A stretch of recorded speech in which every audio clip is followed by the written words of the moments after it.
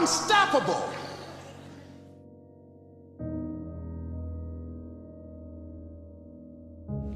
One of the things I have realized, and many of us have, that if you want something out of life, if you want to change yourself, if you want to acquire something, if there's some goal that you want to reach, that is really not easy as some people will make us feel. That living your dream, changing your behaviors, overcoming negative habits, it's challenging. It's hard. That living alone is just very difficult. And once we begin to come to grips with the fact that living is difficult,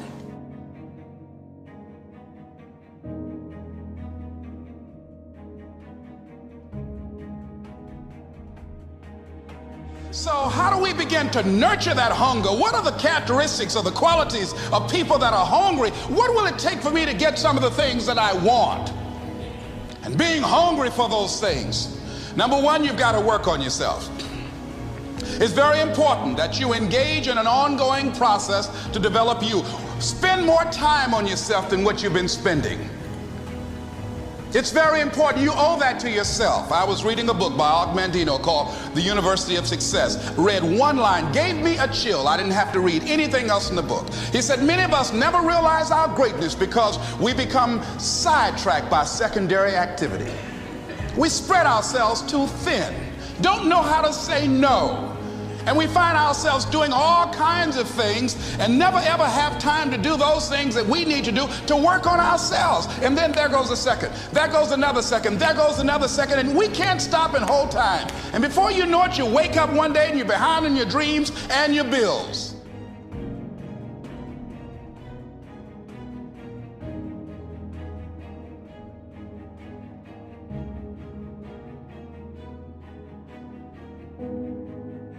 So decide that you're going to take some time to work on you, that you deserve that from yourself, that your life deserves some prime time because you are creating your own production. As Michael Todd would say, you are the star of your show. You are the director. You're writing the script.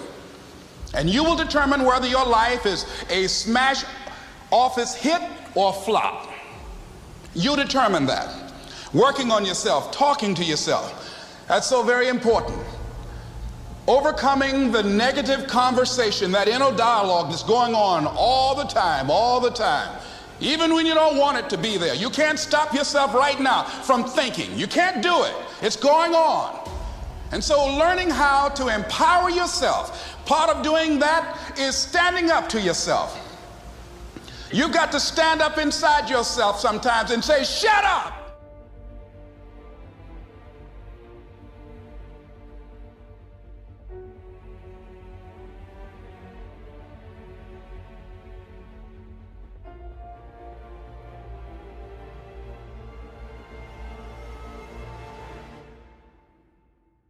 You'll get scared sometimes. Your mind will go blank on you. Some people you will allow to unnerve you. And you wonder, what's wrong with me? I'm not crazy. That's why you've got to learn to make a conscious, deliberate, determined effort to stand up inside yourself. Working on yourself, watching that inner dialogue, it will determine the quality of your life. I don't believe this. I know this. Whatever we have right now, whatever we're demonstrating in our lives, is a result of what we believe subconsciously that we deserve. And part of increasing that belief level is that you have got to convince yourself every day. You've got to sell yourself. I do a lot of training for many corporations, and I conduct sales seminars, and I've heard all kind of guys doing techniques and training people techniques of how to close sales and how to work with and begin to control the sale and how to ask for the close. Let me share something with you. You can learn all the techniques in the world. If you don't believe in yourself, it won't happen for you. I learned all of it. So that's why I do a training called Focus on the Seller. You've got to focus on you. And as you convince you, as you sell yourself every day, you will begin to see a difference in the things that you're doing. Selling yourself on your ability to perform a job, to achieve a certain objective. Telling yourself every day, here I go again. and I got what it takes.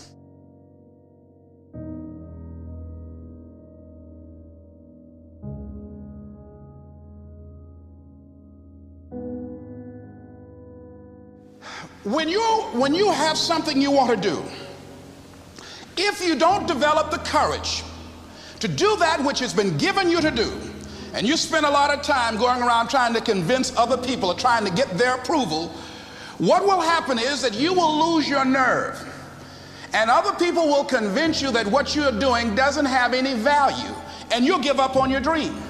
It's an interesting thing about life, I've also found, that if you don't have the courage to act, sometimes, and particularly if you have something special to do, life will move on you.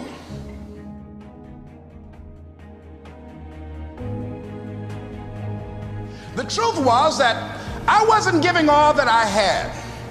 The truth was that there are some things that I wanted to do, but I didn't have the courage to act on those things.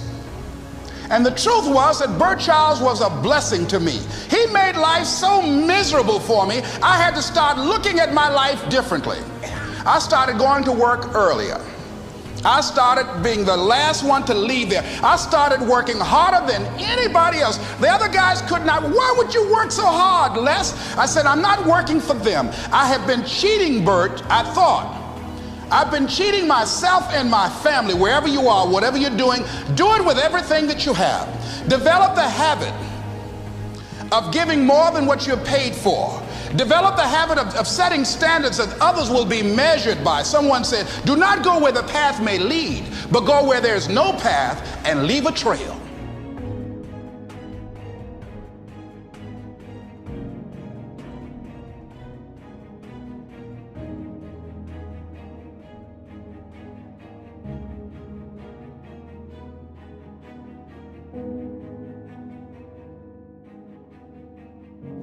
It is easy to have low morale today. I was at a corporation and they're going through downsizing and going to lay off some 1,500 people over the next few weeks. It's very depressing there. And those people that stay there 9 times out of 10, they're just going to do just enough to keep from getting fired.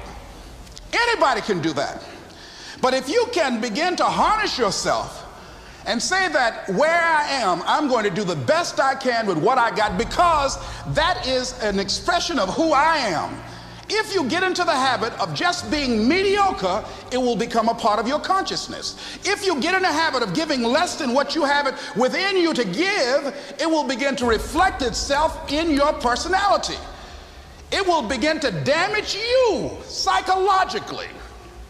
And you don't want to be a part of that kind of self-destructive behavior. And so you want to set some high standards for yourself. The next thing, part of what feeds that hunger, you've got to develop a sense of urgency.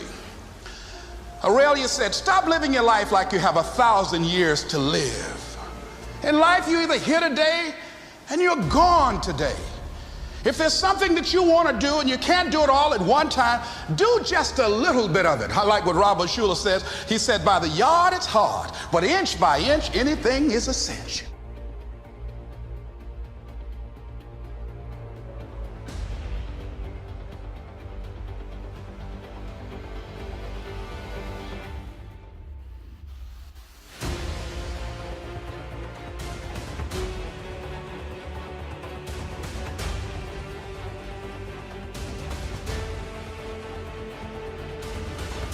A friend of mine, Bobby Kerr, used to be a roommate.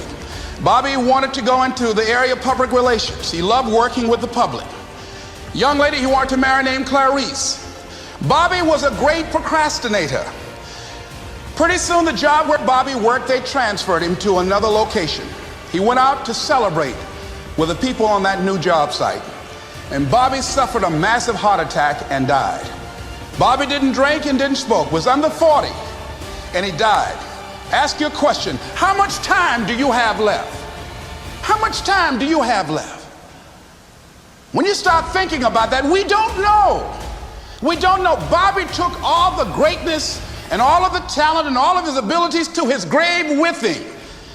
One of the things he could have put in parentheses under his name, he didn't use all his stuff. And most of us do that. Most of us don't use the stuff that we have brought into the universe. And we want to make a conscious, deliberate, determined effort to start living life with a sense of urgency and using what we've got. Using ourselves up. Sharing what we brought into the universe to share. Because if we don't, nobody else will. Stop wasting valuable time, knowing that if we begin to live our lives as if each day were our last, our lives will take on a whole new meaning. It take on a whole new expression, valuing each moment that we are blessed with. The next thing that begins to nurture that hunger, honor yourself as your word. Don't give your word out lightly. When you throw your word out there and you don't honor it, it makes a statement about you. If you decide to maintain a sense of integrity with yourself, that if I speak it, I'm going to live it. It's who I am. And I'm going to be very cautious in how I give my word to others, and most of all with the commitments that I make to myself, because I want my life to reflect my words and honoring who I am and what I express. Another challenging area in terms of nurturing and developing that hunger in yourself is learning the art of becoming single-minded, learning how to concentrate, learning how to focus in. And you'll be surprised at the things that you're able to do. When you learn how to block things out, when you learn how to keep thine eyes single, you'll be surprised at the ideas that will come to you, of the people that you'll be able to attract, of the opportunities that you'll be able to see. You'll begin to see things that have been standing there looking you in the face saying, I can't believe this has been here all this time. Here's a habit that I do. Maybe it might be of some value to you. I get up in the morning and I start writing what great ideas that I can think of today that can improve me and that will enable me to reach my goal. And I just let my mind flow. Sometimes I write 15, 20 ideas. Some days it's more difficult than others. One idea can change your life. One idea can turn your life around. Deciding that you're going to focus to develop your skills. The guy was the new owner of a baseball team that was in the basement of the league when he took it over. He went to the pitcher and he said, what is your best throw? He said, well, I got a good curveball and I've got a good fastball. And he went on talking about his different throws. He said, but tell me this, what is your best throw? He thought for a moment. He said, I've got a good fastball. He said, that's all I want you to work on. Nothing else. Just develop your fastball. The next year, they went to the World Series. Most people don't know where their fastball is. Most people go through life never discovering what their talents are. Most people never develop their talents. They have skills and abilities, but if you don't nurture them, if you don't develop them, they will never serve you. Your gifts can take you many places if you develop your gifts. Most of us don't like to do those things that come easy to us. I've always loved to talk to people. I decided, taking this advice, to develop my skills as a speaker. And my gift has developed and it's taken me many places. You have something that you brought to the universe. And that if you decide that my life deserves my developing this, what I do well, and becoming the best at it and mastering myself and seeing what I have within me, if you decide to drop your buckets where you are and develop your gifts, I grant you, you'll never ever be without. I grant you that your gifts will take you places that will literally amaze you. I grant you that if you begin to work to develop your gifts, you'll develop a strong sense of happiness. You'll get a larger vision of yourself, because part of beginning to get a larger vision of yourself, all of us need some area of our lives where we can have a feeling of competence. That people know when they think about this area, that's something you do. That you eat and sleep that. And that you do that. You do that. And people know it. And you know it. And you know that you know that you know this. If you don't know anything else, you know this.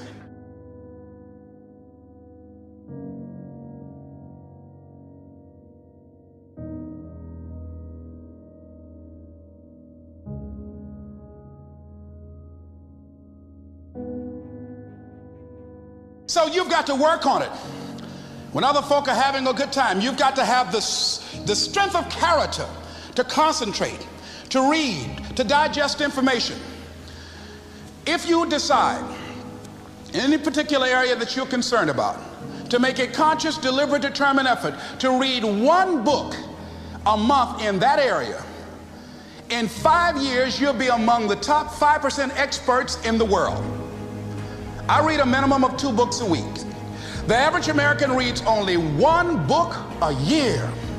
If you decide that area that you love, that you are going to master that particular area, in this era of accelerated change, overwhelming complexity, and tremendous competition, as you begin to develop and expand your skills and your talents and your vision of yourself, you will always be in control of your destiny. The next thing is, whatever it is that you want to do, you want to do it massively. I have a friend who was telling me that his sales were down. I said, well, how many phone calls you make a day? He said 25. I said, double them. Make 50 or 75 or 100.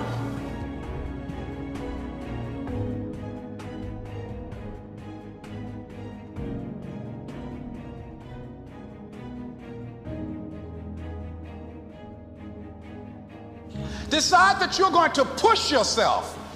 Most people won't do that. Most people give up on themselves easily. You know the human spirit is powerful. There's nothing as powerful. It's hard to kill the human spirit. They asked Benjamin Disraeli, a man who became the head of a country at a time when Jews were not allowed out after 10 o'clock. They said, how did you do it? How did you achieve it against such great odds? He said, nothing can resist the will of a people that will stake even their existence on the extent of their purpose for good. That when you have a made-up mind, when you decide that you want to do something, I was reading something the other day, he said the power to hold on in spite of everything, the power to endure, this is the winner's quality. The hunger, the ability to face defeat again and again without giving up. This is a winner's quality. You have that quality within you.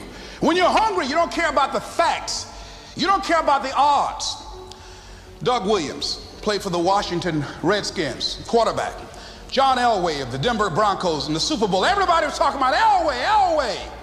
After the Super Bowl, when Doug Williams made a historic passing game, they asked him, said, how were you able, in spite of all of the negative publicity saying that you couldn't win, how did you do it? He said, I ignored my critics. I just didn't pay any attention to them. I ignored myself because they kept on saying it so much. There were times I doubted whether or not I can do what I needed to do. There's a Doug Williams in everybody here. There's greatness in you. And you've got to learn how to tune out the critics outside and the critic inside. And since I'm going to do this, I'm going to harness my will. And I'm not going to let anything stop me. I deserve this. I'm going to do it until. And this friend, I told him, said, start increasing your calls. I said, I make 100 calls a day. I got a callus in my ear. My ear's kind of dark. You can't see it, but it's there.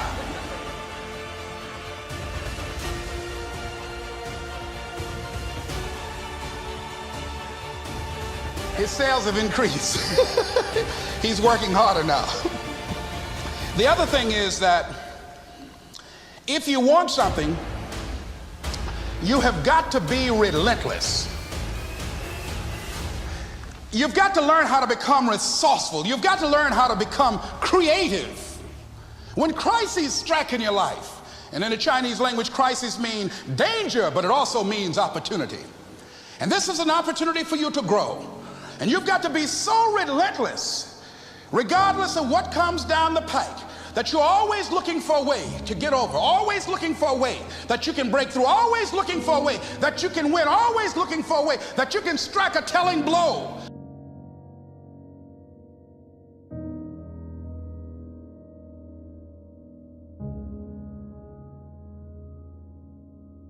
You are unstoppable. And because you are unstoppable, because you've got power that you haven't even begun to use yet, you owe it to yourself to release your brakes. How many of you have the experience of pulling out of your driveway and you mashed on the accelerator and the car was just going, it couldn't move, and you mashed harder and it couldn't move, and then you discovered you had your emergency brakes on, and then you release those emergency brakes and it goes, choo. Have you ever had that experience before? Most of us go through life with our brakes on, holding back, not giving all that we have, not sharing all of ourselves. Most of us go to our graves still holding on rather than releasing it. What are some of those things that keep us from releasing it? Because of past experiences, past defeats, past pain. We look back, well, it didn't work out then. It probably won't work out now. Many people get confused their performances with who they are. I was reading Pat Riley, the coach of the Los Angeles Lakers. He said, tonight we were exposed for what we are right now. You see? That if my speech tonight doesn't work, it doesn't mean that I'm a bad speaker. It means that what I did didn't work tonight. And I've got to separate what I do from who I am. And I've got another shot. See, the last chapter to your life has not been written yet, and it doesn't matter about what happened yesterday. It doesn't matter about the things that you've done that you feel guilty about. If you wouldn't do it today, you're convicting an innocent person. You've been reborn to a new state of consciousness. And as they say, if we knew better, we would do better.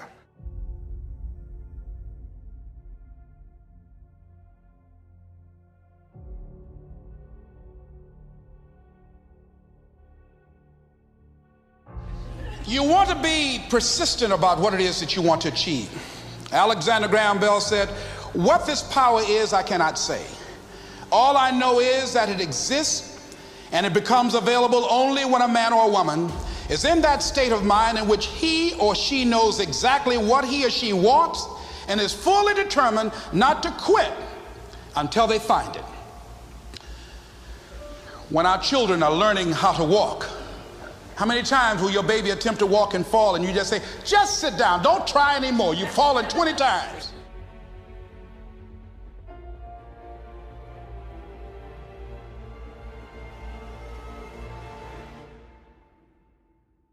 When will a baby walk?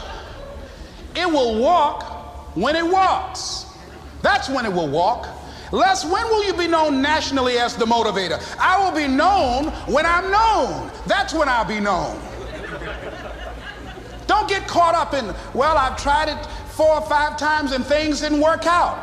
If there's something that you want and you're hungry for it, you've got to do whatever is necessary until. And when you give the best you can and that's not enough, you must do what is required. And don't give up on yourself. Don't throw the towel in so quickly. Many people give up on the 1-yard line, where if they have the determination just to keep on knocking. It's a funny thing about life. If you're home one day and someone is knocking on the door and you say, I don't want to be bothered today, and if that person just keep on knocking, say, can you believe that fool's still knocking? Pretty soon you say, what is it? What do you want? And that's how you've got to be about your dream.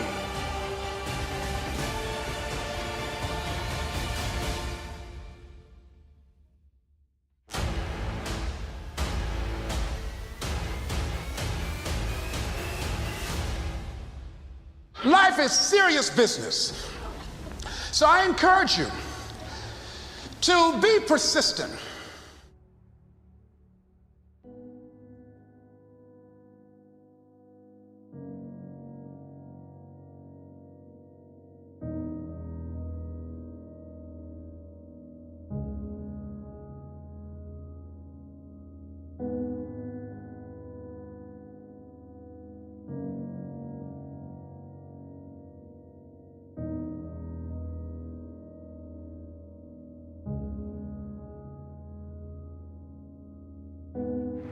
It's necessary to know that everybody won't see it, that everybody won't join you, that everybody won't have the vision. It's necessary to know that a lot of people like to complain, but they don't want to do anything about their situation, that you are an uncommon breed. You know, you have to know within yourself that I can do this. Even if no one else sees it for me, I must see it for myself. That's necessary. It's also, ladies and gentlemen, necessary that you be creative when you're working on your ideas, that you understand the importance of changing up, of readjusting your strategies. Many times we can have a great idea, but if you're not advancing it in the right way and things don't happen, you become discouraged and think the idea doesn't work. No, that's not true. It's necessary that we become creative. I remember when I was in New York walking down the street, and a guy approached me and said, "Hey, mister, can I shine your shoes?" And I said, "No, I'm in a hurry. I don't have time." I kept walking. Someone else said, "Hey, man, your shoes look clutty. May I shine your shoes?" I said, "No, I don't have time. I'm sorry, I'm busy." And I was walking faster, and many people solicited me for my business. And then finally, a young man stepped in front of me, and he said, "Excuse me." And he started counting, 97, 98, 99, 100. He said, "Sir?" I said, "Yes." He said, "Come here, please." I said, "What is it?" He said, "Today is my birthday. And every year, just to thank God for another year of life, the 100th person who passes by shoe shine stand, I offer them a free shoe shine. Would you give me the honors?" I said, "Why, sure." I got up on the shoe shine stand, George, and I sat there, and he shined my shoes diligently. And when I got down, I looked at them, they were sparkling. And I was walking away, and I said, "Thank you." And I stopped, I said, "Excuse me, but how much do you usually charge?" He said, "Only $2. I said, "I tell you what, today's your birthday. Here's $5, keep the change." He said, "Thank you." As I was walking away, looking in the opposite direction at other people coming, he started counting again. 97, 98, 99, 100.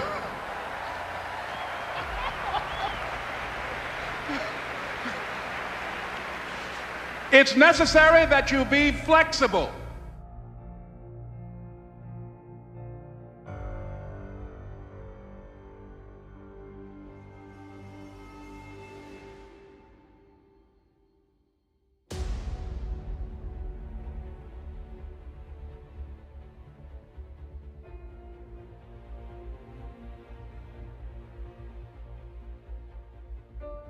That you are always thinking of how can I improve this better. This is a customer-driven economy. It's necessary for you to always explore various ways in which you can improve the quality of service that you're providing for the people in your organization.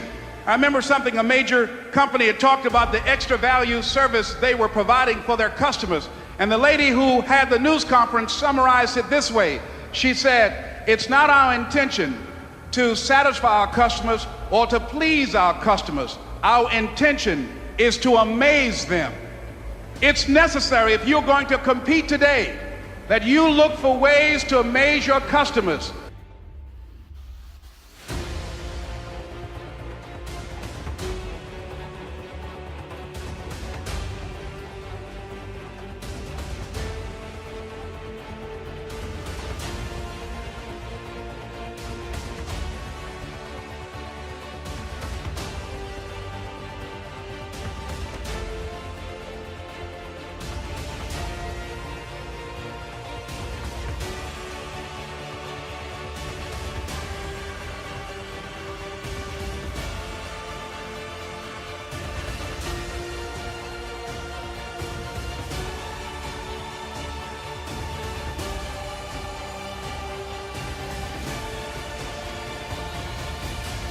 By being one of those individuals that keep your commitments, that keep your word, that's relentless.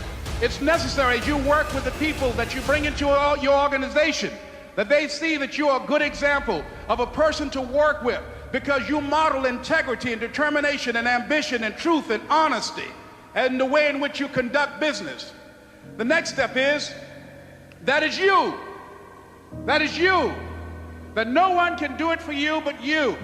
And even though you face disappointments, even though you will experience some setbacks, it goes with the territory. You must understand that. I remember I was playing a game with my 9-year-old son, John Leslie, and I beat him 10 straight games in a game called Connect 4. And finally, I said, John Leslie, I'm bored. I don't want to play you anymore. And I got up. I said, I'm ready to go to sleep now. And repeat out to me, please. Let's say this together. It's not over until I win. John Leslie said, no, you can't go now, Dad. I said, why? He said, it's not over until I win. That was his attitude. We sat down and we played several other games. And finally, after the 11th game, John Leslie won, and he got up and he yawned. And he said, I'm ready to go to sleep now. And I'm saying to you,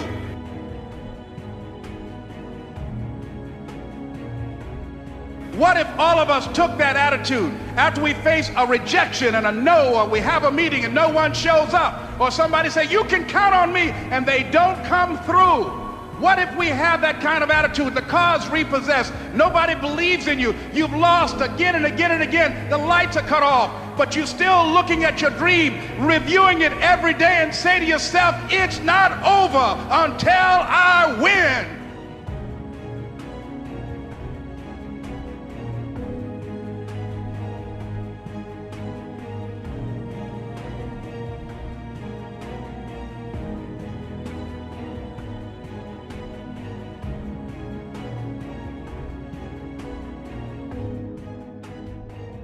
Life is serious business.